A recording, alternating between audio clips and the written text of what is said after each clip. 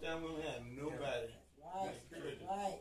So we got to encourage ourselves and think about God will supply. Jesus. God is able to do anything but fail. You know, if I lost this here, he's gonna multiply, you know, even greater. If I lost this here, he don't multiply even greater. I got God in my life. Amen. You know, it's worth more than the things of the world. You know, because that's why David even inquired about going to feed his wife. But he asked God, but he was encouraged to talk to God. Yeah. Oh man, that's good. That's good. I was just looking at that verse. Oh, I'm sorry. Part of verse 6, when it says, "Now David was greatly distressed for the people spoke of stoning him because of the soul of all the people was grieved, every man's son's daughter and his daughters. But David strengthened himself in the Lord his God."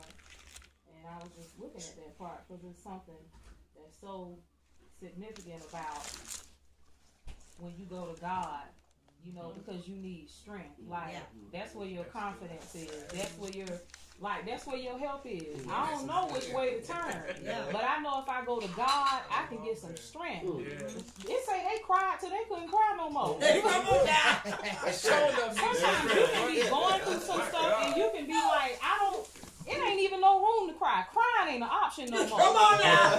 It's time to pray. It's time to strengthen myself and get before God. Because that's where my help is. That's where my confidence is. That's where I need to go. You can't go nowhere. You can't. You be like, sometimes you can't even make yourself cry no more. Come on now. All of us up in there, you know what? God, so he don't think how we think. That's right. He don't, you know how our thoughts and our feelings is and all that kind of stuff. You know, we be like that sometimes. And it's all right. God know us. And then we be like this, oh Lord Jesus. And crying, you know, but God understands. Yeah. But he moved by faith though. Yeah. Our faith. That's right. So God's sitting there like, okay, now when you done crying, when you ready to pray, you know what I'm saying? When you ready to, you know, come to me. Yeah. When you ready to look to me as your Father in confidence and faith. You was talking about faith. Yeah. That faith got to kick in. Yes. And you got to go before God. And it's a different kind of. It ain't the crying and the sobbing and it ain't that. No. It's something different that you, thank you Lord, that you tap into. Yeah. When you get to that place, when you're trying to really strengthen yourself in God, and God will respond off that. Yeah. He'll respond off of it. I know. I done been there. And because women can be like, you know, everybody, you know, sometimes done got caught in their feelings or their emotions or whatever. Sometimes women, it can go to another level. Oh, yeah. But God know us. You know, Robert laughing because he know, that's my husband. He done been there with me. You know, you be like that, oh, Lord Jesus, oh, God. You know, but it's something about, I learned to really, you know, go to God and rely on him for strength and to believe, you know what, you're a father to me. If nobody else don't know, you know. And I'm standing before you, God. You know me. Lord, I need your help. I can't, come on now. Y'all don't make me have church in here, but and God, like that's my child right there. That's my daughter. I got to respond. You know what I'm saying? And when you live a life before God, come on now. He ain't got no choice. That's good. Now this good right here. That's good. Right there. That's good right there because the Bible said it said in Matthew 11:28. You don't got to turn there, but he said, "Come unto me, all you that labor and heavy laden, and I will give you rest." Yeah. So that means you have got to your wits end. Yeah. You done got burdened down, so it's beyond you already. So you done got to that point, and because I was like, Lord, I done been through. This is why I came up when she was preaching that. I was just thinking, I said, Lord, I came to the end. Jesus. And as many people not me, I was like, many people think, I've said it myself too before, but many people have came to the end. That's right. Of the road and came to a place that I can't take no more. That's right. I don't feel like I can take no more. And the Bible, and they have a nerve, that we have a nerve to throw the scripture back in God's face that I won't put no more. You say you won't put no more in me than I can bear. That's right. And then God spoke to me one time. He said, the stuff that you put on yourself, I didn't put on you. You put that on yourself. You better said, because I told you to cast your cares on me, but I care for you. He said, I ain't put that stuff on you. You put it on yourself. Come on now. So I was like, man, I'm just stressing. He said, you stressing. Remember what he said? You stressing. You don't have to stress, but you stressing. You keep speaking that you going to stress. Stop speaking that. I like that. You just hit the point. I just noticed about stress. It said, and David was greatly distressed. There we go. See my Oh, my God. And then now it's going to tell you See that? why he was That's it. That's it right there. for the people. For the people. For the people. Put in that. Straight up stoning him. David was not distressed For him. because his wife and all were gone. No. David looked around the camp that was all burnt down and saw that none of the children were dead, none of the women were dead. They didn't see no dead bodies. So he knew that God preserved them. Yes. David already knew, but he got distressed because the people lost faith. Yeah. They was discouraged. Yeah. No, Yeah. that's true. I was just tickled because yesterday I read the story of Samson. I thought about he was in between a rock and a hard place. He asked for one more time, and he was still strengthened. Yeah. Thank you, Jesus. Yeah. Glory to God. That's you know, with the same in the same situation that David was in. Because he's looking and he's saying, okay, like you said, okay, I'm gonna bring up that point there. How you say he lost his wives too. Yeah. David had them lost some too. That's right. You know, but because it got to the point where, okay, I'm looking at how they say it took all the women captives in verse 2, and they say they slew not any, but they took them all great and small and carried them away. You know, and David, his first response was crying, right? So he's telling us, no, because I've heard this before, and you hit it, baby, you hit it. Yeah. Lord knows you hit it. People will tell you it's not good to cry. Yeah. But David was in order. God didn't rebuke him because he cried. Nope. You know how the Bible say men are. We was talking about this weekend when we went down to Fort Myers about how the Lord wants us men to pray. And sometimes He'll cause things to happen just for you. We'll read this whole story and miss the point. David prayed. That's right. David inquired at the Lord. That's right. We'll read the whole story. Man, all the people died. All the people the city got burnt, and they took the children and the wild. Oh man, the people cried till they couldn't cry no more. But David inquired of the Lord. Yes, he did. He prayed. I looked at the word inquire, and it just hit me. He asked it a question. He didn't come with an answer. No, he didn't. What I mean by that, he didn't come to God and say, we need our wives and our children back. Whatever we lost, we need it back. He said he inquired, do we need this back? And if we do, can you bring it back? My Lord. That's what he said. He Lord. inquired. Jesus. You know, like I was saying at the beginning, David knew that he was in right standing with God. So he inquired of the Lord. That's right. What's going on? Did you take, because I know that you can take stuff. Yeah. God will take something if you want to upgrade something. That's right. Because he can't upgrade it if you got it. If you still got something you're comfortable with, and he want to give you something greater than what you have, he'll take that. It will inspire. And that's good. It will inspire so that he can give you something greater. So Oh, that's good right there. Now that's good. I didn't do nothing to God for him to take what I hold dear. Right. I didn't do anything to God. That is I'm wonderful. loving God. I'm praying. Now I need to pray about this thing. Lord, what's going on? I know I'm seeing it from this perspective, but what are you seeing? Yeah. What's going on up here, up there, down here? You know, because that's just like what the bishop just said too. You know that we gotta go through some things, to be remolded again. Because we are the clay and he's the potter. And he said, how we leave the world, like, oh, we had everything. And we go into Christ, and it's like we see that we ain't got nothing. But guess what? God working on that. He got something coming your way. The things that he took from you might be something that you ain't need. And you wonder why you ain't get them back yet, because God didn't want you to have them. When you came to him, he like, we don't live like that.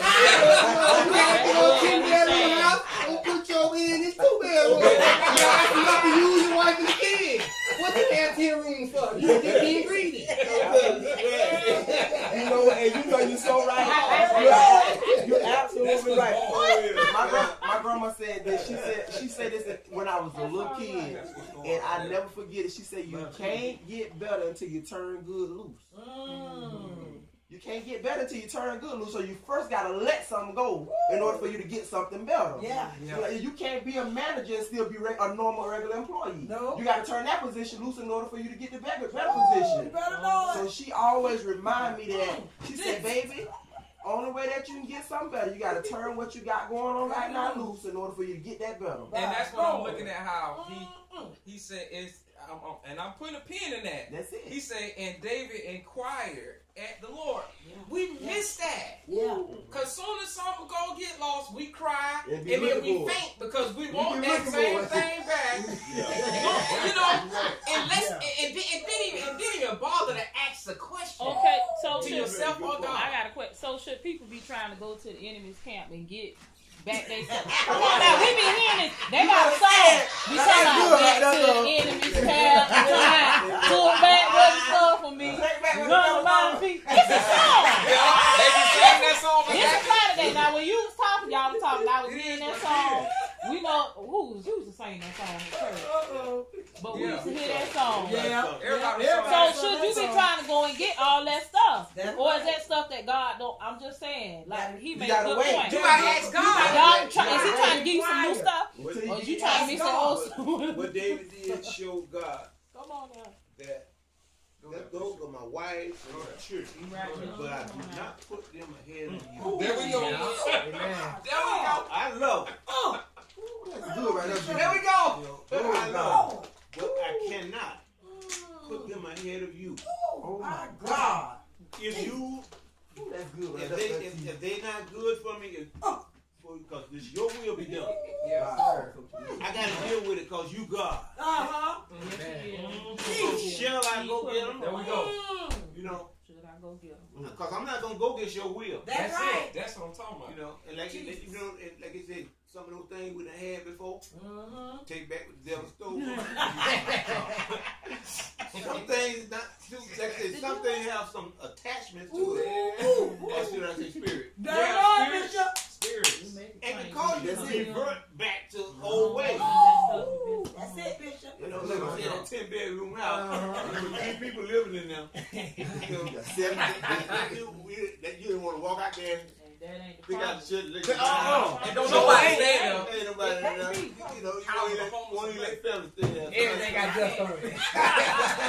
That's a shame. That is so good what you just said because last night I walked out the door last night and it was just so crazy. And that's where the scripture just started back.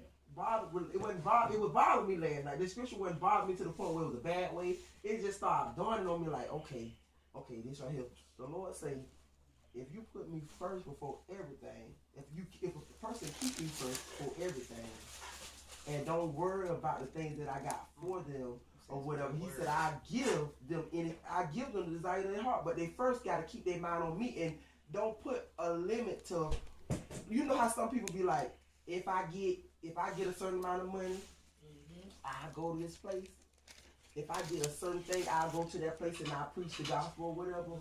But God said, how about if they say, if I send them there without them knowing what they're going to get. Oh, come on now. If I send them there without them knowing what they're going to get, and I already have $1 million waiting on them when they get there, just to give them whatever they want. And then God began to remind me about this, because I was just talking about, which I was sharing, and I was thinking, I was like, Lord, this is too good to be true. Like you said, you just hit something when you said that to me when I was testifying. I was like, this is too good to be true. Auntie said they gonna try to give me a car and all this stuff. This is too good to be true. I don't know about this. And the Lord say, you not one time. He said, when you don't one time ask for stuff like that and don't do it for that purpose, I give you what you want. And that's what he was dealing with me about last night. He said, if you don't ask me for it, if you, like say, if you ask God for something and you try to make a bargain with God, like, God, if you give me this, I'll do that for you. But if you just go ahead and start doing it or whatever and doing it because you want to do it and not expecting nothing, then he'll do things for you that you've been asking for. And that's what this story with David inquired from God. Yeah. And when he asked the question, like Cuz said, he asked the question. Yeah. And after he waited for an answer. Yeah. He waited on the answer. He didn't come up with no answer. He waited on the answer and didn't say how long he had to wait for the answer. That's right. He waited on the answer and then God told him, you shall pursue. Go ahead and pursue it and go and recover it all. Yeah. But he waited though. And that's the time in the waiting period. That's what get us. The wait, because we don't know how long we gotta wait. We want to move when we want after we done prayed. And sometimes if we be so anxious, we'll say, God said go. And he ain't said nothing, but we'll just say that just so we can move. Yeah. A lot of people don't even ask the question, though. That's why I want to put a pin in. That's right. A lot of people don't even bother to ask the question. They take it into their own hands because they empowered to do it. Right. See, David could have just got up. I'm the king. They done took my people wives and we done cried till we can't cry no more. We finna go get it back as ours. A lot of people do that. Yeah. A lot of people just get up and go. Yeah. They don't even bother to. You don't even look up. Better yet, pray. They don't even look up. They just follow that thing with their eyes until their feet go to moving behind it, and they don't ask the question because you don't know what God is doing. If you know that you're in right standing with God, okay, no, I'm gonna go this way. If you're not in right standing with God, and something get taken from you, chances are you're reaping what you sowed. And we all know that. Right. But if you're doing right and you're doing all you know how to do, what's required of you from God, because what's required from you might not be required from me. But as you knowing and having a relationship with God, knowing what's required of you personally from God, if you know you're obtaining that quality of service with God, and you give him what he's requiring out of you, then if something leave your life, chances are you ain't reaping what you sowed. Chances are a harvest going to come, a good one. So we don't ask a question, we go chasing after something that really don't need to be there. So actually we hindering our season, our due season. And a lot of people, a bishop said about stress, and you said about worrying. Them words just stuck out, like just poke me. Like worrying, stressing, frustrated. All that stuff come because you ain't ask no questions. That's it. And you didn't wait for no answer. You know, and if you did get the answer, that's good, ain't it? You're not taking heed to it. You're not believing it. You know. And he just hit me with this. He say, son, this is so simple. He said the reason why I made you look at it to be so simple because this is simply how you can have a stress-free life. Ooh, Jesus. If you make sure you inquire and if you know where you're standing at. You exactly right. You just took me back. Before we got married, we was courting, but we had a 3-year breakup. Yeah. And I'm cohabitating. I was living with this lady, and I inquired of the Lord. I wasn't even saved. I said, Lord, yes, Lord. Am I supposed to be with this woman? Or am I supposed to be with Peter? I'm at the woman house. Lord have mercy. I call myself making it like that, you know. But I inquired of the Lord. Yeah. I said, am I supposed to be here? If I ain't supposed to be here, Lord, you fix it. That same week, all the devil broke loose. There we go. The same week. Jesus. Oh, Lord, just crazy stuff went on. I ain't going to tell you what went on. I was out of there.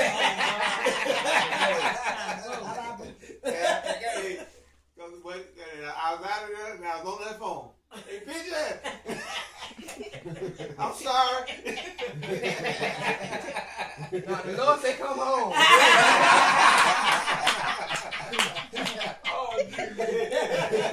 But that's something like what Bishop was saying. That was so weird. He called me 3 o'clock in the morning. And I was up, sitting by the phone. We didn't have no ID card. So I didn't know who was talking. Who calling him 3 o'clock in the morning? I'm sitting up by the phone, sitting up there looking at TV. Then 3 o'clock in the morning, the phone rang. I answered the phone. That was him. He was on the phone. He was, talking to me and stuff. And he lived with Lake Stowe, Spain. He lived right down the street from me. I could see where he stayed at, and I could see his car when it come and go. If I was looking, it was just that close. I could see right down the road where he was, standing and everything. But I was like, I was striving for the Lord. I was going a different way. He was going a different way. So, it is what it is. And I said, God, I ain't asked God, should I pursue? I'm pursuing God. I was trying to keep my life together with God. And I said, well, when he'll get the point after a while. After a while, I had to move on with God. Like you said, I had to learn how to put God first in my life. I knew what I needed, and that was God for me. Then you got blessed.